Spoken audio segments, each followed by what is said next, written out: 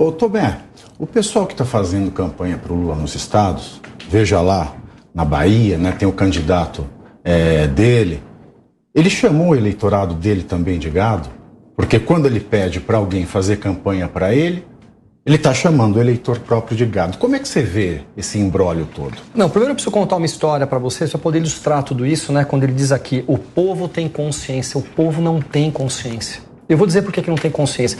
Eu queria que você em casa se coloque na posição de uma pessoa miserável. Você não tem o que comer na sua casa.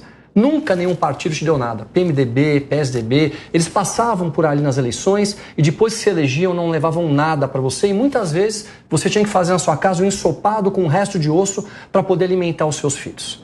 E aí entra um governo, né, de um homem que se retrata fisicamente com as pessoas, que fala a linguagem dele e pela primeira vez leva para essas pessoas um Bolsa Família de R$89. Parece pouco, não parece? Mas com R$89 você compra cuscuz e ovo por mês inteiro e você alimenta a sua família que está com fome. Aí em seguida, ele pega e leva um ponto de água, uma cisterna. E essas pessoas andavam às vezes 3, 4, 5 quilômetros ao dia com uma lata de tinta na cabeça, com 2 crianças penduradas na mão para poder pegar uma água barrenta, para poder ferver, para poderem se alimentar e ter um pouco de higiene.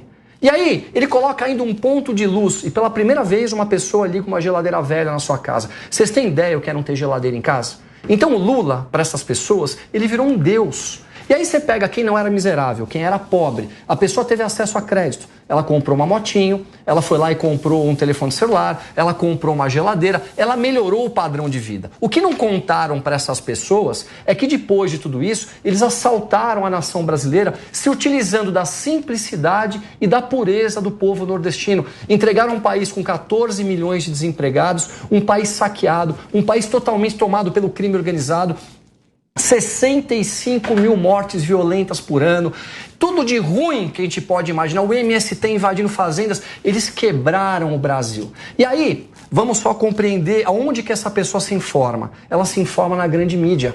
E a grande mídia mente todos os dias. 600 mil mortes é culpa do presidente, genocídio é culpa do presidente, tudo coisa que a gente sabe que não é verdade. Eles não contam a verdade, que se acabou com a corrupção sistêmica, que as estatais voltaram a dar lucro, que as obras paradas, como a transposição do Rio São Francisco, aconteceu, que o Brasil, na pior crise sanitária do mundo, é um dos melhores países a sair da crise, que foram aplicadas mais de 600 mil doses de vacina. Eles não contam a história verdadeira, eles contam as narrativas, como se tudo isso fosse o problema do Bolsonaro. E aí eu pergunto, na situação de uma pessoa dessa, que tem a informação errada e que se lembra de um passado a qual ele não sabe que foi roubado, em quem que ele votaria? Então o que nós temos que fazer? Levar a verdade para essas pessoas, mas nós temos que levar a verdade com simplicidade, com carinho, com amor, porque elas estão sendo enganadas. Não adianta dizer você é burro, você vota em ladrão, não é o caminho. Nós temos que abrir o coração, e se nós abrirmos o coração e levarmos a verdade para a nação brasileira, nós vamos deixar a pessoa decidir de maneira consciente em quem ela quer votar. E aí sim, independente de quem for eleito, nós vamos ter que aceitar num país democrático e tocarmos as nossas vidas. Então esse é o meu ponto de vista em relação a tudo isso que está acontecendo.